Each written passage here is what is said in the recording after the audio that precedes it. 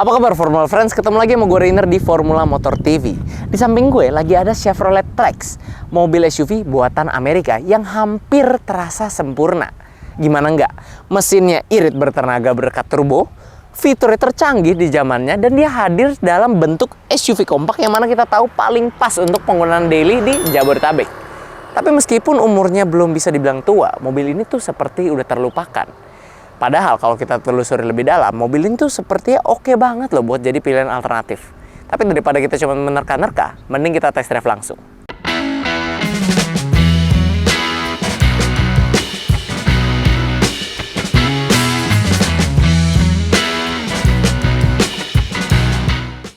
Oke, sekarang kita udah di dalam Trax. Dia adalah sebenarnya mobil yang segmennya waktu itu tuh lawannya ya mungkin Nissan Juke, HR-V, ya Mazda CX-3 ya, SUV kompak lah. Nah sekarang pengujian pertama kita mau tes kekedapan kabinnya, karena ini kan build quality-nya pasti beda. Pertama dia mobil Amerika, kedua dia juga build up dari Korea. Beda dari kebanyakan mobil Indonesia yang kalau enggak ya mungkin ada yang CBU Jepang, rakitan Indo atau Jaipur. Nah sekarang kita mau tes kekedapan kabinnya, bagus gak sih? Yuk.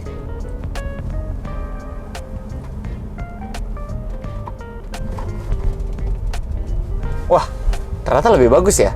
Ini angkanya tuh kalau nggak salah kemarin kita bandingin Cortez dan apa ya? Mana apa ya kita bandingin ya? Itu kalau nggak salah angkanya 50-an gede.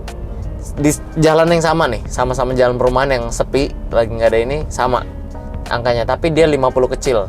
Berarti artinya kekedapan kabin mobil ini memang better ya daripada mobil-mobil lain yang ya nggak usah segmen gitu. Tapi yang jelas mobil ini ya better lah. Kekedapan kabinnya so far salah satu yang terbaik dari yang kami pernah coba.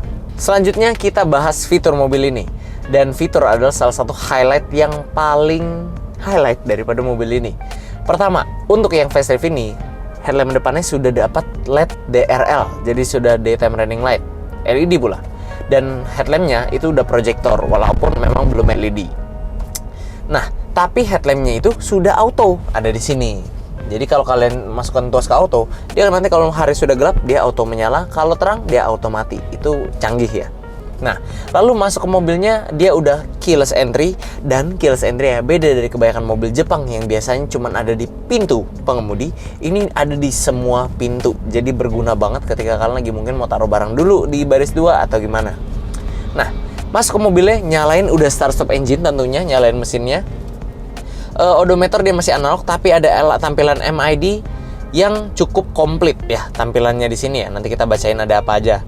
Lalu di setirnya sini juga sudah lengkap karena ada audio steering switch sebelah kanan dan ada cruise control di sebelah kiri walaupun belum ada pedal shift. Nah, lalu di samping sini ada pelipatan spion secara elektrik. Cuma kita nyalain lagi aja. Lanjut ngomongin spion, kita ada di spion tengah. Ini juga ada fitur canggihnya, yaitu dia sudah elektrokromatik, atau dia kalau misalnya kita didim dari belakang, dia akan auto meredup, jadi nggak silo ke kita. Jadi kalau bayangkan mobil Jepang kan yang harga segini dia manual ya cetekannya ya. Kalau ini dia udah elektrokromatik, mirip-mirip di mobil BMW lah. Nah, turun ke head unitnya. Head unitnya sini udah cakep ya, udah nggak kelihatan aftermarket, udah kelihatan terintegrasi di sini, dan juga dia sudah dilengkapi dengan Chevrolet MyLink. Nah, Chevrolet MyLink ini fiturnya adalah dia sudah bisa Android Auto dan Apple CarPlay. Mobil tahun 2017 dia udah punya Apple Auto dan Android CarPlay. Coba, mungkin ini bisa jadi yang pertama di kelasnya, atau jangan-jangan yang pertama juga zaman segitu kali ya untuk mobil harga segini ya. Selain itu, mobil ini juga sudah dilengkapi dengan sunroof. Wah, ini bisa dibuka ya? Bisa dibuka nih, kita buka dikit, kasih buka dikit. Wah, set, mumpung lagi adem, mataharinya nggak muncul. Nah, selain ada sunroof, mobil ini juga joknya aslinya sudah menggunakan combination leather seat. Cuman yang punya kita di sini udah dipakein sarung jok. Biasalah, selera modifan orang Indonesia. Kalau nggak dipakein sarung jok tuh kayaknya kurang serep gitu. Nah, kalau urusan audio, mobil ini sudah dilengkapi dengan 6 buah speaker high quality disebut oleh Chevrolet, tapi memang pas kita dengerin ya nggak standar-standar banget sih. Masih lebih oke lah daripada kebanyakan speaker standar mobil-mobil Jepang yang harga segini. Nah, setelah itu di belakang dia juga ada barisan 2 colokan, tapi bukan USB atau power socket, tapi bener-bener colokan rumah. Jadi kalian bener-bener bisa ngecas gadget yang colokannya saklar itu langsung colok aja di belakang situ. Kalian bisa colok buat ngecas di situ. Mantep kan? Kalau tadi fitur hiburannya terasa masih kurang lengkap, padahal untuk tahun segitu mobil ini udah salah satu yang tercanggih dan terlengkap mungkin di kelasnya ya. Fitur keselamatannya nggak kalah lengkap. Karena pertama-tama, dia airbagnya udah ada 6 buah.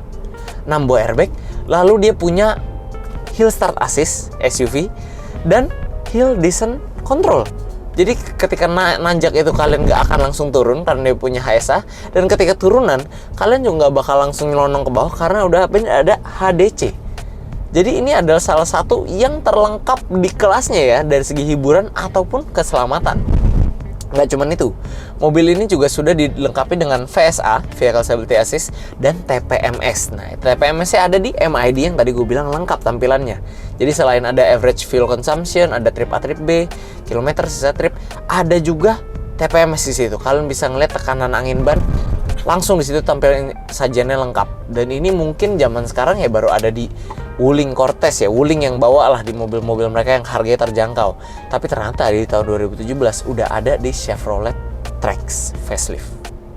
Nah, selain itu, selain dia pengereman sudah lengkap, ada ABS, EBD-BA, dia juga sudah disc brake depan belakang. Jadi nggak ada tuh tromol-tromol lagi bahasanya, pengeremannya udah pakem, mantep semua untuk seluruh bannya.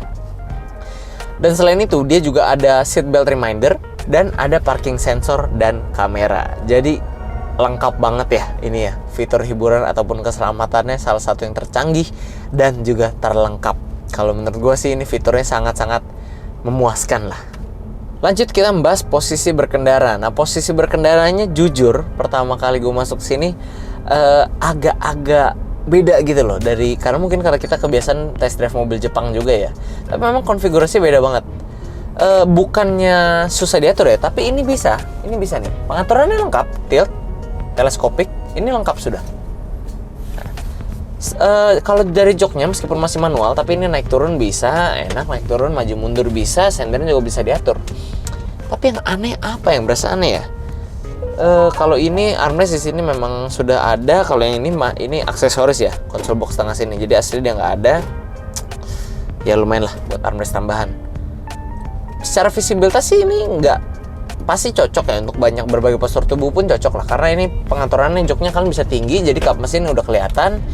Visibilitas enak, nggak ada gangguan sama sekali. Cuman yang paling berasa joknya, bukan bentuk joknya sih yang gue komplain. Kalau bentuk joknya ya ini standar lah, dia ada lengkungannya juga jadi macam semi bucket seat, tapi agak keras ya dipegang ya.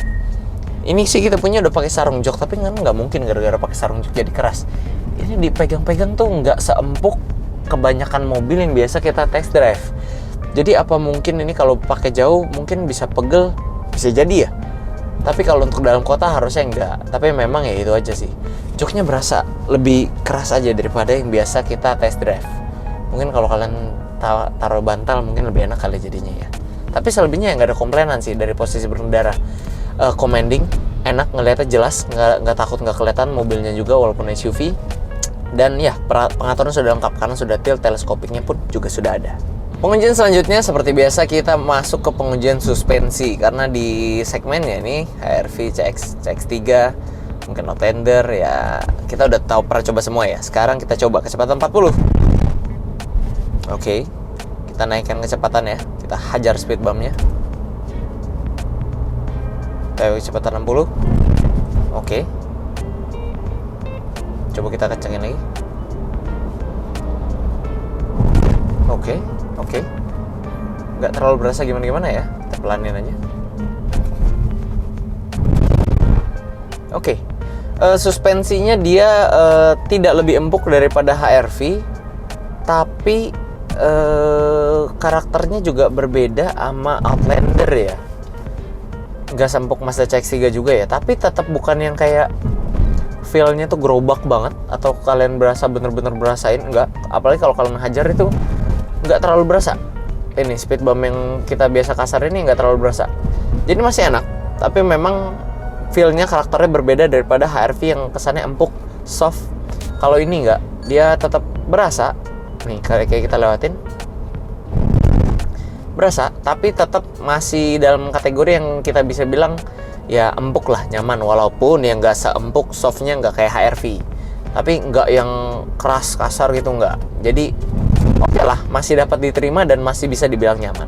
Lanjut, sekarang kita menguji handling dari mobil ini. Apakah limbung seperti rival-rivalnya karena memang mereka SUV? Kita langsung coba saja.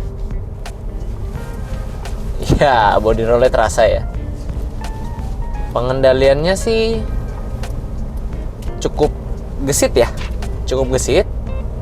Kita tuh, dia langsung belok, langsung nurut. Cuman ya, lagi-lagi, namanya mobil tinggi ya, dia pasti body rollnya terasa. Ya, kira-kira begitulah. Body roll terasa, tapi pengendalian cukup oke. Ya, bisa kita terima lah ya, karena dia memang ground clearance-nya agak tinggi. Tapi ya lagi-lagi, mobil ini suspensinya kita tidak bisa komplain. Jadi kalau handlingnya ada sedikit body roll dan limbung, ya sudahlah, kita terima saja. Berbeda dengan negara lain seperti Australia dan beberapa negara di Amerika Latin, mesin Chevrolet Trax yang kita dapatkan di negara Indonesia menurut gua lebih menarik. Karena di negara yang gue sebutkan sebelumnya, mereka mendapatkan opsi mesin 1800cc NA. Sedangkan kita mendapatkan opsi mesin 1400 turbo, yang mana menurut gue itu lebih cocok dan pas untuk karakter di negara Indonesia. Kenapa begitu? Yuk kita intip spesifikasi mesinnya. Di atas kertas, mesin 1400cc dengan turbocharger buatan Chevrolet ini mampu mengeluarkan tenaga sebesar 140 PS pada putaran 6000 rpm dan torsi maksimal hingga 200 Nm pada putaran 4900 rpm.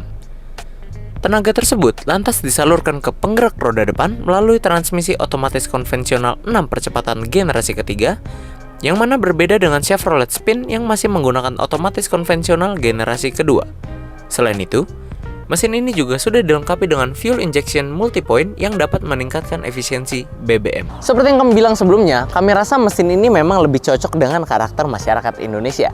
Kenapa? Karena dari segi performa dulu aja deh.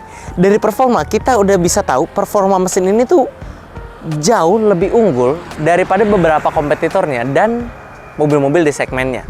Nah, kita kasih aja tabel perbandingan performa mesin ini dan mobil-mobil seperti HRV 1500, HRV 1800, dan Outlander. Nah, kalau bisa lihat sendiri perbandingannya, mobil ini tuh tenaganya udah lebih mendekati Outlander Sport yang notabene 2000 cc mesinnya. Jadi otomatis dia juga lebih mendekati Mazda CX-3 yang juga 2000 cc mesinnya. Tenaga mesin yang dihasilkan dari 1400 turbo ini, Chevrolet Trax ini, dia lebih unggul daripada mesin 1500 dan mesin 1800-nya HRV Prestige. Jadi nggak heran kenapa mobil ini menurut gue dari segi mesin dan performanya itu lebih cocok dengan karakter orang Indonesia. Ditambah kami udah tes tadi, iseng-iseng 0 sampai 100 itu memang tenaga cepet banget naiknya. Wow, kencangnya 90, 100. Kencang banget. Tapi gimana soal keiritan bahan bakar? Kami sudah menguji mobil ini muter-muter dari perumahan sini dengan kecepatan mungkin rata-rata 20-an kilometer per jam, kurang lebih 30 menit, dan kami mendapatkan angka itu 6,5 liter per 100 km. Yang artinya dia adalah angkanya kalau di-convert itu sekitar 15-an kilometer per liter untuk penggunaan dalam kota. Tentunya ini angka yang terbilang irit banget ya. Malah bisa jadi lebih irit daripada mobil yang 1500 NA mungkin. Nah, mungkin ini karena terbantu dia penggerak roda depan dan ditambah dia sudah ada yang tadi kami sebut multi-point injection fuel ininya ya. Jadi dia memang diprioritaskan juga konsumsi bahan bakarnya selain performanya yang memang sudah buas berkat mesin 1400 cc turbonya. Nah, karena performanya dan keiritan bahan bakarnya ini menurut kami ini adalah salah satu karakter mesin yang memang paling dicari dan diminati oleh masyarakat Indonesia, setidaknya dari apa yang bisa dihasilkan dan ditawarkan oleh mesin ini. Sebagai kesimpulan, menurut kami Chevrolet Trax adalah salah satu mobil dengan performa terkencang, mesin teririt, dan fitur tercanggih pada zamannya dan dengan harga yang paling terjangkau daripada kompetitor-kompetitornya saat ini yang Anda bisa dapatkan. Walaupun tidak semua hal tentang Chevrolet Trax ini hal positif, tapi menurut kami mobil ini tetap masih terasa hampir sempurna untuk kalian pertimbangkan untuk jadikan tunggangan sehari-hari. Nah, bila ada di antara kalian yang tertarik untuk mengenal mobilnya lebih lanjut, kalian bisa hubungi Instagram resmi kami di @formula_motor, dan juga kalian bisa follow TikTok terbaru kami, di mana kalian bisa melihat seluruh stok kami dan harga dan paket kreditnya juga, yaitu di @stokformulamotor. Oke friends, sekian dulu untuk video hari ini. Kami tentunya masih punya banyak konten menarik dan edukatif lainnya yang akan kami sajikan di channel YouTube kami, yaitu Formula Motor TV. Jadi jangan lupa like video ini bila kalian menyukainya, dukung kami dengan cara subscribe, dan jangan lupa bunyikan lonceng notifikasi agar kalian tidak ketinggalan update dari kami. Pada akhirnya gue Rainer pamit undur diri dulu, sampai ketemu di video selanjutnya.